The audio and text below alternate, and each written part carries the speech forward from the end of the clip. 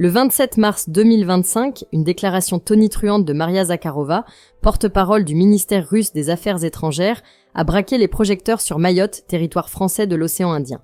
En dénonçant une militarisation injustifiée et en qualifiant la présence française de vestige colonial, Moscou a remis en cause la souveraineté de la France sur cette île, affirmant qu'elle appartient en vertu du droit international à l'Union des Comores.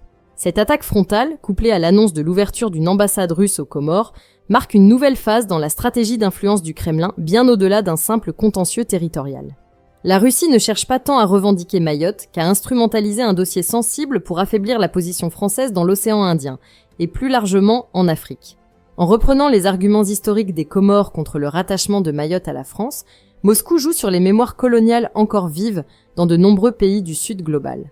L'objectif est clair, élargir son réseau diplomatique, raviver le récit anticolonialiste et miner la crédibilité de Paris sur la scène internationale, à l'heure où la guerre en Ukraine exacerbe les tensions géopolitiques mondiales.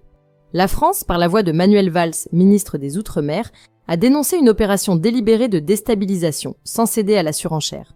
Il a précisé qu'aucune nouvelle base militaire ne serait construite à Mayotte, évoquant simplement un renforcement logistique pour lutter contre le narcotrafic et les flux migratoires. Mais dans une guerre d'influence, la perception l'emporte sur les faits. Moscou sait manier les symboles et les mots, les termes choisis, les relais médiatiques, les discours alignés sur le Sud global construisent un récit efficace. Le soutien affiché du gouvernement comorien, notamment par la voix de son ministre de l'Intérieur Fakhreddine Mahamoud, renforce la portée de cette offensive diplomatique. Ce qui se joue à Mayotte dépasse largement le sort d'une île.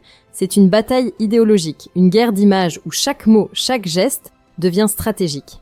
Si la vidéo d'aujourd'hui vous a plu, n'oubliez pas de vous abonner pour ne pas manquer nos prochaines vidéos.